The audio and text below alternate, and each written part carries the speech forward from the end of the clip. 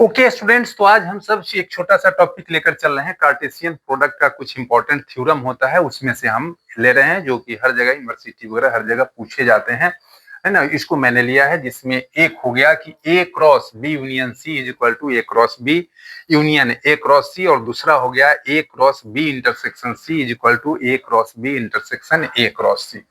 तो इसको प्रूफ करना है। इसको प्रूफ करने में हम लोग पहले वाले का प्रूफ देखते हैं। तो पहले वाले के प्रूफ में हमने क्या कर लिया, इसको प्रूफ करने के लिए करते हैं कि एलएचएस में हम कोई ना कोई आर्बिट्रेरी एलिमेंट बिलोंग कराते हैं। ओके, और ये एलिमेंट को हम लोग आरएचएस में जब बिलोंग करा देंगे तो एलएचएस आरएचएस का सबसेट हो जाएगा।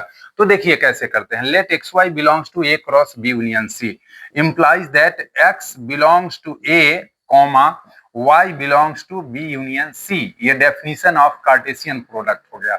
ओके, यहाँ कॉमा भी दे सकते हैं और एंड भी दे सकते हैं। अब implies that x belongs to a comma, अब इसको ब्रेक करेंगे यूनियन के डेफिनेशन से, तो y belongs to b, और यूनियन में हम लोग और लिखते हैं y belongs to, यह क्या हो जाएगा c। इतना जाने, यूनियन में हम लोग और लिखते हैं और इंटरसेक्शन में हम लोग एंड लिखते हैं। इसको आप माइंड में रखेंगे। ओके, अब इम्प्लाई दैट हमें लाना क्या है, यह भी आप ध्यान देंगे। यहाँ A cross B union A cross C लाना है, तो इसको भी आरएचएस को भी आपको माइंड में रखना पड़ेगा। तो यहाँ देखा जाए X belongs to A comma Y belongs to B और वाई बिलोंग्स टू सी है। हमें लाना है ए क्रॉस बी और ए क्रॉस सी। तो ए वाले को बी के साथ अरेंज कर लेंगे और फिर ए वाले को सी के साथ कर लेंगे। तो इसको ऐसा लिख सकते हैं कि X belongs to A comma Y belongs to B, है ना। यहाँ और है तो यहाँ हमने और डाल दिया, फिर x belongs to a comma y belongs to c हो गया। अब इंप्लाइज दैट दोनों को यदि हम लोग एक साथ कर देते हैं तो यह एक्स वाई, है ना, belongs to a cross b, ये कार्टेशियन प्रोडक्ट हो जाएगा। और यहाँ फिर इसको भी कर लेंगे, X Y belongs to a cross c हो गया।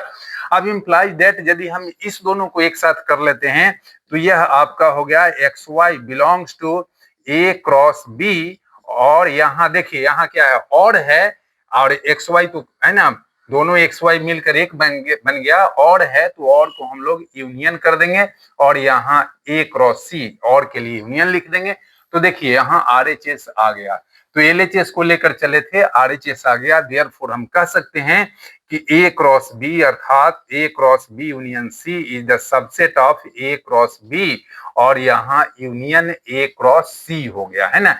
इसको इक्वेशन नंबर फर्स्ट ले लेंगे। ओके, तो ये आपका है ना एलएचएस आरएचएस का सबसेट हो गया। इसी प्रकार हम क्या कर सकते हैं, आरएचएस को भी एलएचएस का सबसेट प्रूव कर देंगे। तो यदि एलएचएस आरएचएस का सबसेट हो गया और आरएचएस एलएचएस का सबसेट हो जाएगा तो कह देंगे कि दोनों एलएचएस और आरएचएस इक्वल है। ओके, और इसी का एक और तरीका है बनाने का, है ना।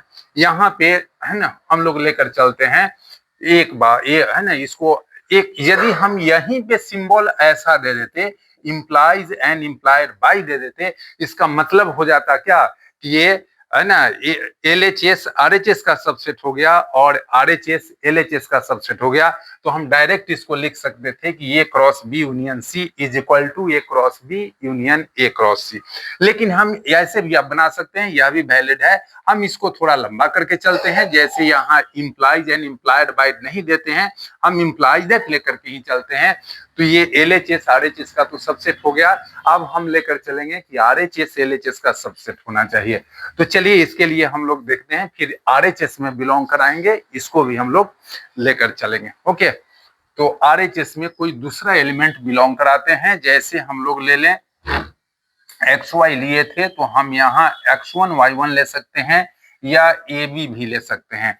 जैसे यहाँ हम ले लेते हैं लेट आगे, है ना, अगेन यहाँ लिख लेते हैं अगेन लेट, यहाँ x1 y1 ले लेते हैं। x1 y1 belongs to RHS अर्थात A cross B union A cross C, implies that, इसको लिख लेंगे।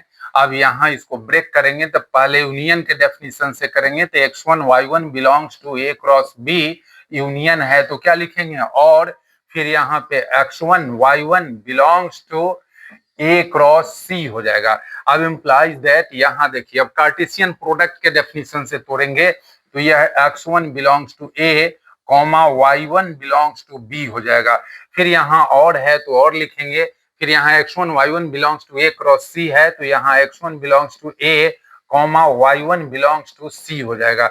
अब इम्प्लाइज दैट, देखिए यहाँ भी x1 है और यहाँ भी x1 है, तो दोनों x1 को हम एक साथ ले लेंगे, तो x1 बिलोंग्स टू a, फिर यहाँ कॉमा, अब b और c को एक साथ ले लेते हैं y1 वाले को, तो y1 बिलोंग्स टू b, और यहाँ y1 बिलोंग्स टू क्या हो जाएगा c।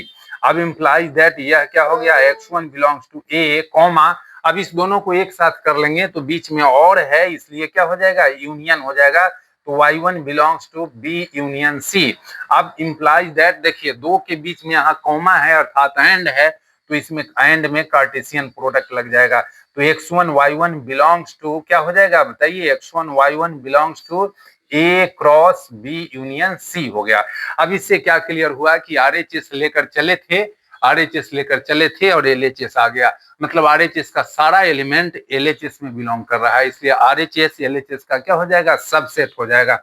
देयरफॉर हम कह देंगे कि यहाँ A cross B union A cross C is the subset of A cross B union C हो गया। इसको इक्वेशन नंबर सेकंड ले लेंगे। अब यहाँ लिख लेंगे कि हेंस, कंक्लूजन में लिख देंगे कि hence from first and second, hence from equation first and second, equation first and second we get, first और सेकेंड से हम पाते हैं जो इक्वल प्रूव करना था सो कर देंगे, लिख लेंगे A cross B union C is equal to A cross B union A cross C. तो हम है ना, हम होप करते हैं कि आप लोग इसको समझ गए होंगे और इसी तरह से आप दूसरा बना लेंगे। Okay, thanks everybody. यदि ये आपके लिए हेल्पफुल होगा और अच्छा लगा तो इसे आप लाइक कर देंगे और शेयर कर देंगे तब तो और अच्छी बात है। Okay, thanks everybody. फिर कोई टॉपिक के साथ नेक्स्ट वीडियो में मिलेंगे। Okay, thanks.